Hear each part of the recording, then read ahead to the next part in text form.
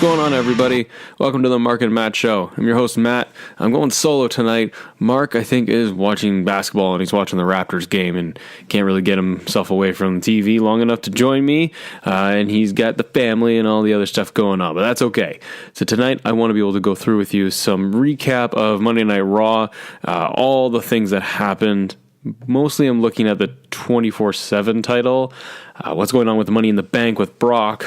Becky 2 belts is now Becky 1 belt, and the Usos and the Revival say yeah, going at it. So let's get right into this whole thing because I want to deep dive a few of these topics. I don't want to go line by line. There's enough shows out there that are going to go bit by bit. I really just want to cover the main topics for tonight and get what you guys, hear what you guys think about everything that happened.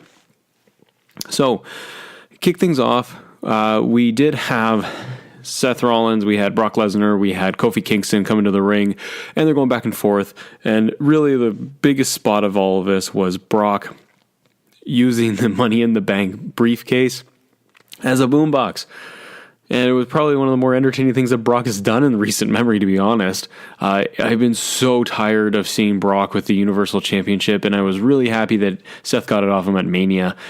But that was also a little bit lackluster, in my opinion, because they did it on the opening match of WrestleMania, and Brock winning that Money in the Bank. We didn't have time to do a Money in the Bank recap show, but seeing Brock come out last when Ali was on the top of the ladder and going for it, and it looked like Ali was going to win it, and then Brock's music hit, he came down, he shoved some ladders, he shoved some people out of the way, and he pushed Ali out of the way and climbed up and grabbed the briefcase, and it was over.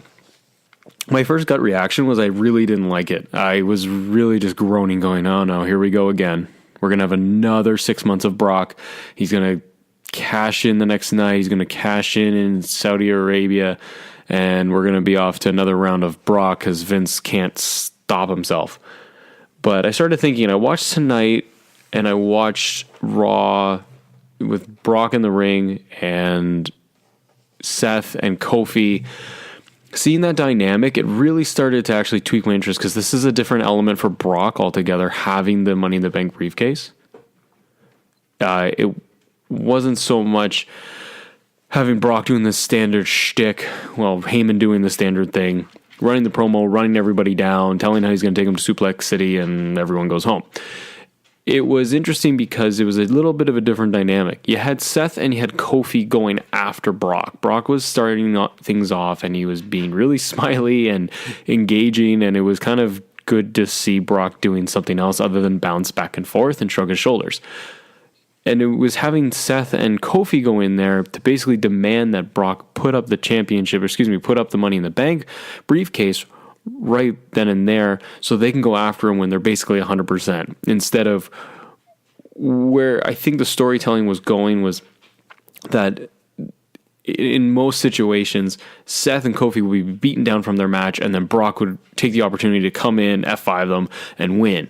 So I thought it was a neat approach that the two champions were almost trying to egg on Brock to cash in so they can almost get it over with because it's their best shot at beating him. So it still made Brock look really, really strong in all of this and not just coming across as a chicken shit heel who's going to cash in whenever, it's his opportunity. More than likely, that is what he's going to do, is he's going to cash in when people maybe aren't expecting him, hopefully. But it leaves some questions in the air of what direction are they going to take with all of this? Are they going to have Brock have a rematch with Seth because he's due one for after Mania, and maybe he's going to then cash in his Money in the Bank on Kofi, and maybe he just goes after Kofi? To be honest, I think it would be a little bit more interesting if he went after Kofi at this point. We've seen him with the Universal title. We've seen what he's going to do with that. He's going to show up on Raw. I think it'd be more interesting if he went after Kofi, but I also think it's kind of intriguing if Brock actually would win both belts. I'm not saying that I actually want that to happen, but I think it really creates this interesting dynamic if Brock is threatening both titles with one Money in the Bank. So it's this game of not knowing which way he's going to go. I'm not too sure yet what he's doing in Saudi Arabia. I would have guessed that it's going to be a rematch with Seth. And if it is, I can't imagine they would take the title off Seth so quickly. I haven't read anything yet of what that match is supposed to be for Seth. My gut tells me just a rematch with AJ. and they can just kind of rinse, repeat. Because then after that, they have a pay-per-view 2 weeks later. But yeah, I thought the opening segment was really good. It was neat to see Brock in just a different element, like I said. And I'm curious what they're going to do. And it sounded like at the end of the show, when they were doing the main event, Heyman and Brock are going to show up next week as well. And they might be challenging or showing who they're going to challenge for the briefcase. So it was interesting to see Brock in just a different light, not just coming out and saying he's going to challenge for the Universal title, but he has both champions kind of running around. It might also be interesting to see Brock go after Kofi for the WWE title, being that it's on SmackDown, and in the fall you have the Fox deal going through. So you kind of get, for Fox, they want as much star power as they can when they launch that, and so does WWE. So maybe there's a chance that Brock actually goes in a program with Kofi or whoever is champion around that time in October, and you have Brock kind of the face almost of SmackDown, or at least have him play on both shows, because wild card rule is in effect. So we could have Brock on any show now. And to me, that's part of the reason why they do the wild card, is obviously to boost ratings, because ratings have been down, and it really hasn't been good, and it feels like they're just trying to keep throwing stuff at the wall to see what's going to stick. But I think it'd be neat if they did have Brock actually show up on SmackDown for once in the last however many years, since, 02 or 05? I don't know. And actually have a program and go that direction. But we'll see. It's at least interesting. I'm at least intrigued by the whole thing, and I'm not bored by Brock, for that's the first time I can say that in about 3 to 5 years. The other key thing I wanted to talk about was... not too much, but Drew McIntyre. Drew McIntyre defeated The Miz tonight. Roman showed up on Raw for Wildcard Rule.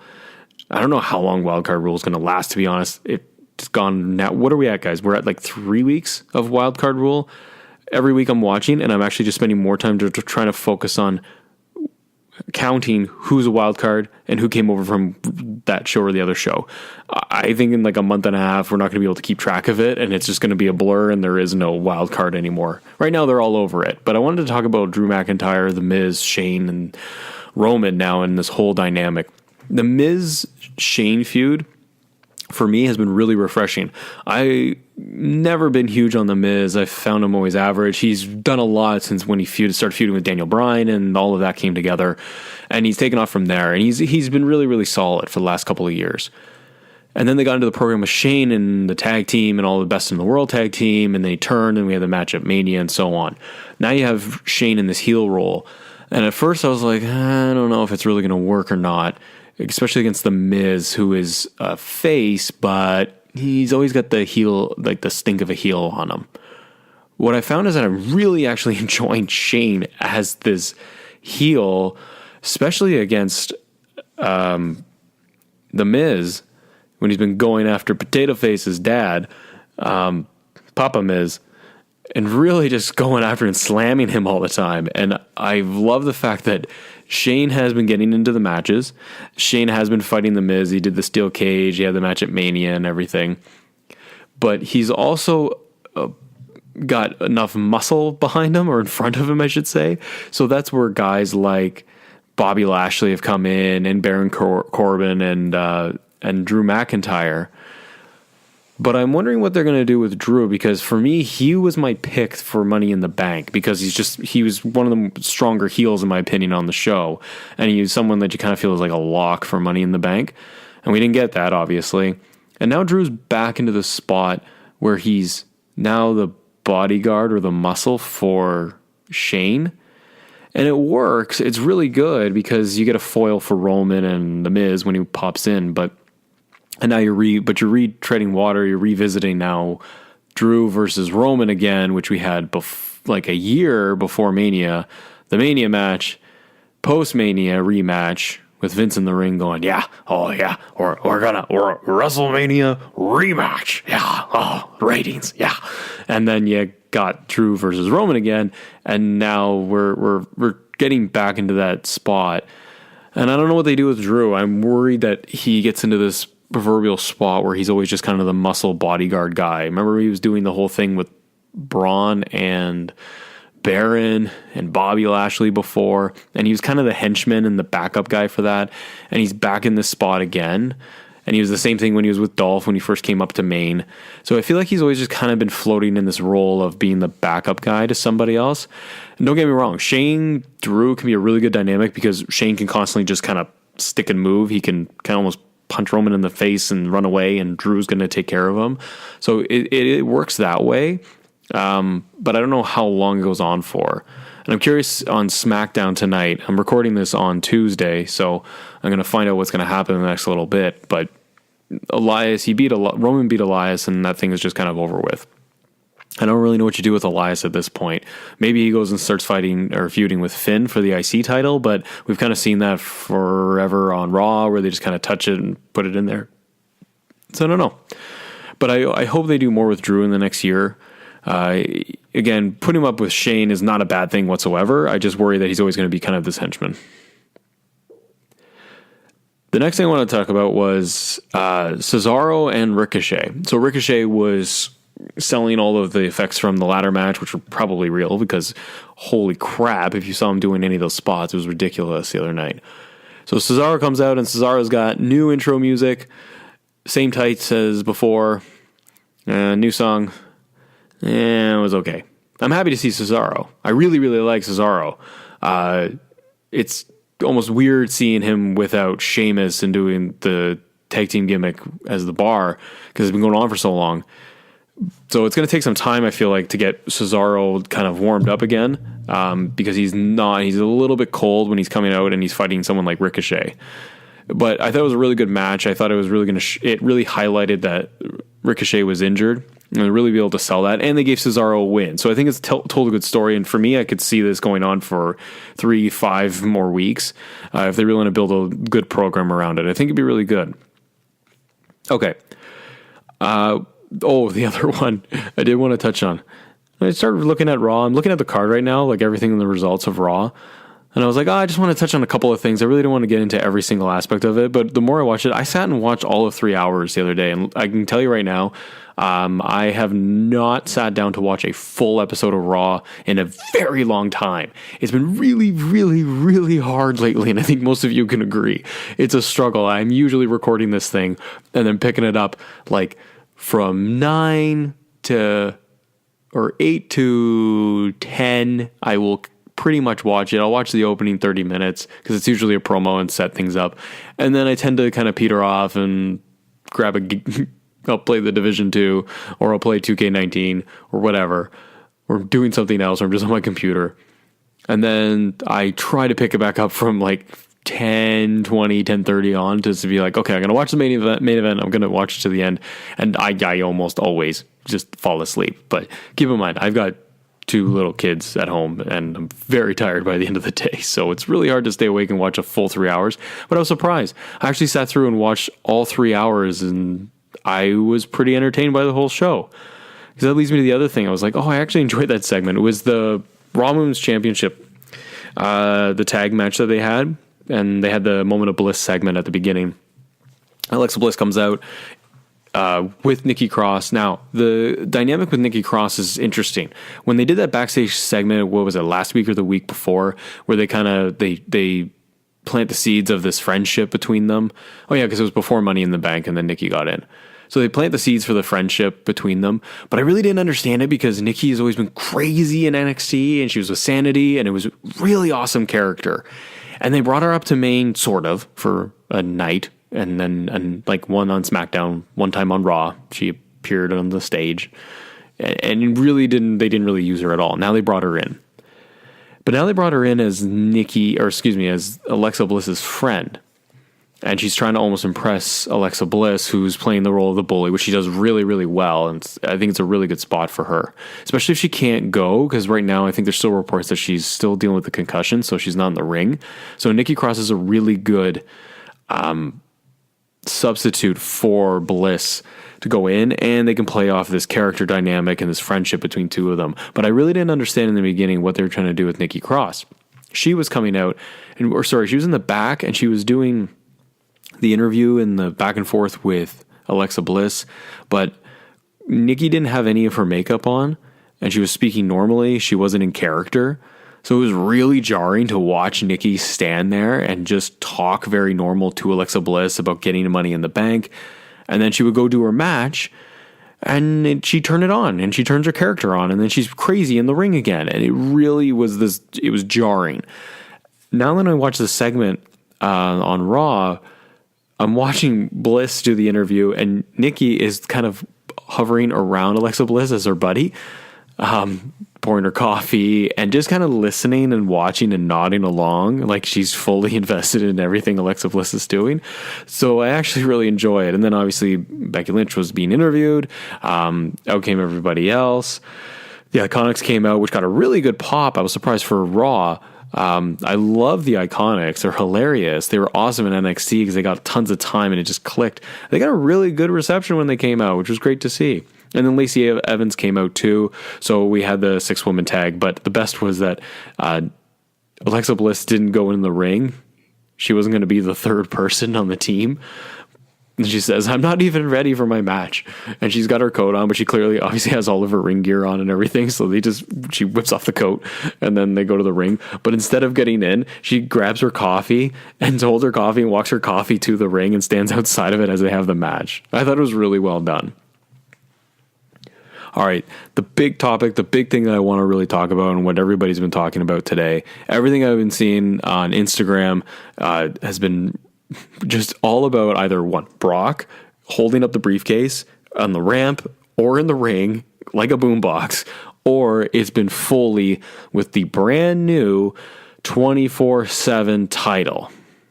Yes, this is a thing now. By the way, guys, if you want to check us out on Instagram, I'm trying to do just daily posts on there. So just search for The Mark and Matt Show, and you'll probably find myself or Mark online and just posting and asking you guys questions. Leave your comments and feedback and everything to see what's going on, and we can see what we want to do for the next show. Just want to be able to answer some of your questions. Okay, this 24/7 title. This segment was... So I heard about it online that Foley was going to come out and he was, or it was presented on Money in the Bank that Foley was going to make an announcement about a new title. So rumors were going around all day. It eventually got leaked where it was supposed to be a 24/7 title.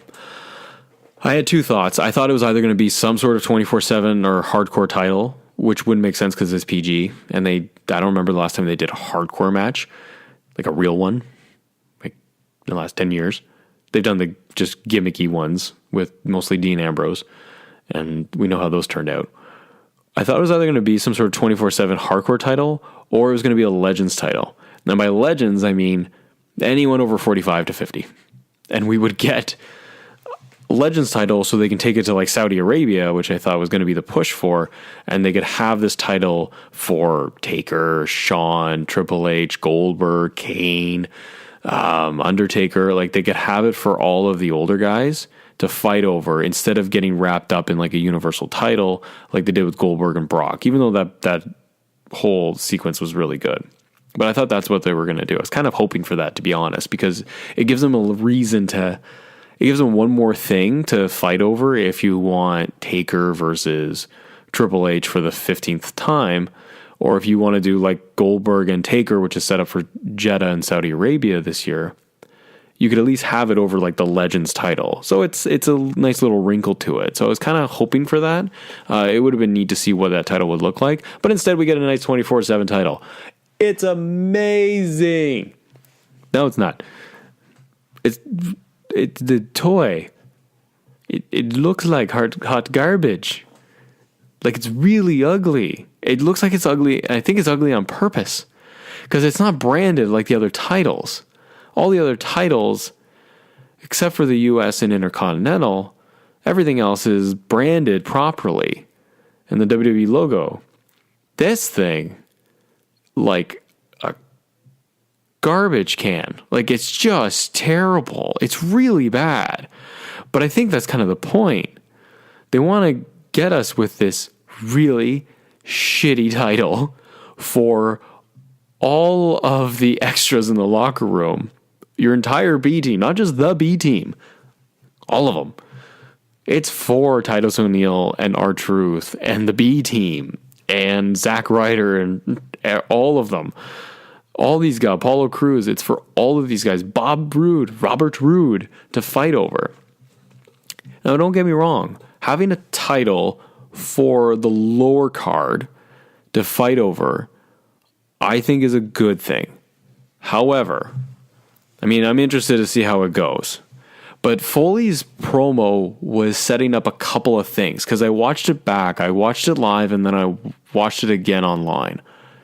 And he actually did a couple of things, and I missed this in the beginning because I was just like, oh, what does the title look like? Now, a couple of things there too. Foley walking around in the back, the little bag was showing the bits of the title. And then when he got in the ring, I felt like that was a big mistake because Foley, the way he was holding it, accidentally started showing out, like his cleavage was almost popping out, but it was a title instead of his boobs. And you were seeing just a little bit of green and the gold. So I was more fixated on like, oh, what's the title? Or is he going to drop it or is it going to fall out? And then he finally unveiled it and we got what we got. And he announced it as the 24/7 title. Anything goes. And he talked also about in that the whole thing about making the third hour, making Raw RAW again, making Raw again. I guess making it edgier or unpredictable and all that. And then he mentioned like the third hour being Raw. And also when the 24/7 rule is in effect. Like this is where I got lost a little bit and I had to watch it back and I'm still not totally clear because Foley just didn't outline it properly in my opinion. He got everything out there, but it was just kind of jumbled. So we have the 24/7 title and I think the third hour of Raw is where they're also making some other changes. Because I didn't watch this piece like really, really closely at first. But when I was watching it, I was watching like the next match. Maybe the Drew match was after this or something. But whatever was after Foley, I was like, oh, hey, what's wrong with the Titantron? Oh, what's wrong with why is everything dark? And I was like, oh, it's a white outline of all the TV screens that are for the ramp and the entrance. And I was like, did they have a power outage? Something go wrong in the back? That can't be right. So I started going back and I was like, oh no, they're saying that the third hour of Raw, they're literally changing it. So they've gone from the splashy infographics and everything that we know for the first 2 hours. And now the third hour is the house lights come down. The ramp and the apron are black. Everything's dimmed. So I guess it's supposed to be edgier. Almost a throwback to the old ways. So I don't know. But I thought it was all in relation to 24/7. Now I'm like, okay, Foley was actually talking about two things in one promo. So it was a bit of a mess. But fun for the lower card. They get a title to fight over, so that's something. It's horrendous, but it's something. They're not just doing nothing in a backstage segment where they're going to eat cake or just be in tag teams together. At least they get to run around and they can actually get on TV and get some airtime and they can actually get creative with some of this stuff. So I thought he was even good. Foley puts the belt down, the piece of garbage in the middle of the ring and just yells, it's a scramble. So all the guys start coming out of the back and they start just racing for the title and jumping forward and everything. Titus O'Neil is the first one to win the 24/7 title, and then they run to the back, and then he immediately loses it to Robert Roode, and Robert Roode wins it, and they do a thing where Roode is hiding behind like one of the big boxes, and everyone runs by. It's very cartoonish, so he runs in the other direction because they don't see him. And then he gets involved with R-Truth in the end, and Truth takes him outside, and then he opens the door to the car, and there's a referee inside the car waiting for him, so he jumps him, and Truth wins the 24/7 title and gets in the car and drives away. So Truth is taking the 24/7 championship to SmackDown tonight. So it'll be interesting to see what Truth does with that. I imagine they're just going to do kind of the same thing again. I can actually see them having Truth hold on to it for a bit because he's a good cartoonish character that they can have floating around with the 24/7 title for at least a week. But yeah, there's two pieces in there. There's a 24/7 title, and the third hour of Raw is now supposed to be more raw and edgier. Plus, we have a wild card rule. Like, they're doing a lot. They're throwing a lot at the wall in a matter of weeks. We've just come off Mania. And yeah, we have wild card rule. Excuse me, no, back up. We had a superstar shakeup, that took 3 weeks to finalize, and they still couldn't make up their mind. We then get the wild card rule. We get Brock as Money in the Bank. We get a 24/7 title. And now we've got like Raw after midnight. So the third hour, it gets a little blue. So we have like 5 things, like 5 gimmicks that are going on right now. All on Raw. I know it's on SmackDown too, but it's all on Raw. Like, that's a lot. That's a lot to wrap your head around and to keep track of. So, and Vince doesn't exactly have the greatest track record in the last many years of sticking to an idea all the way to the end, long-term booking, and having a plan. This all feels like he can just hotshot anything at any given moment. So it gives him the freedom around the thing that he's built with the rules that he himself created. So now he's trying to break those rules so he can have more chaos or spontaneity. It's a lot. It allows for a lot more creativity, and that's a good thing. It allows for them to try different stuff, but like, we're already getting Roman on every show back and forth. And everyone just kind of, all right, fight Drew. All right, fight Bobby Lashley. Okay. Be involved with The Miz. What else? What else are we doing? It's the same old, in my opinion. And that's what's going to be challenging. So the guys come out and they just shout wild card in the third hour and then go for the 24/7 title. And then maybe, hey, there's the idea. There's what they do. Brock cashes in on the 24/7 title and he just owns it for forever. No one can ever beat Brock for it. And that's what they should do. He wins the 24/7 championship. He just runs in and takes it. And then he cashes in on both Universal and WWE champion. And then Brock is all belt. Let's do that. That'd be more fun. The only other thing I want to say, the last point I wanted to say on the 24/7 title and Foley's unveiling, it seemed like Foley had a lot that he had to get through. And that moment when he pulled it out of the little bag and held it up, you could hear the crowd just go, oh, boo, nah, whatever. And that was it. So it's disappointing. But it's got my interest at least a little bit. We'll see what happens on SmackDown and then what they do for next week. And then really, how long does this last? All right, the only other thing I want to go through with you guys, I just want to talk about, we had the tag team championship match. Not tag team championship match. What am I talking about? See, I'm tired. We're talking about the 2 champions, the Universal Champion and WWE Champion, versus, in a tag match, versus Bobby Lashley and Baron Corbin. No DQ, and Brock was around ringside. So, good match, fun to see. I'm really enjoying Kofi. I like the dynamic between Kofi and Seth. It's actually fun to see. Bobby Lashley and Baron Corbin are just kind of always the foils for anybody now in the main event, it seems. So it's really not going anywhere. And I feel like this happens a lot where they're kind of in, WWE's in a holding pattern. Mostly because they just wrapped up Mania. They did Money in the Bank. So they had a couple of weeks. They built for that.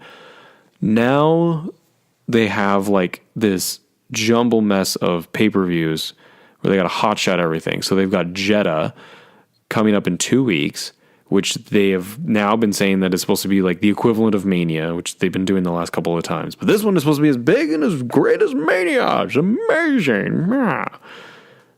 And then they've got another pay-per-view coming up a month after that, I want to say. And then you're getting into, so what is that? It's May, it's June, July, and August. Like, to me, they're already jumping. They got to be looking at SummerSlam at this point, and just SummerSlam being in August. So I don't really know what they're going to do with this, but it really feels like they're hot-shotting the Jeddah pay-per-view, obviously, even though it's canon, and then they're going to have the one that's following after that. It's all just kind of a mess, and then they have no feuds that they're really building towards. Again, I feel like they reset again. So now we're dealing with Brock has the Money in the Bank. You got the 2 champions again. They've beaten Kevin Owens. He's beaten AJ Styles. So what do you do?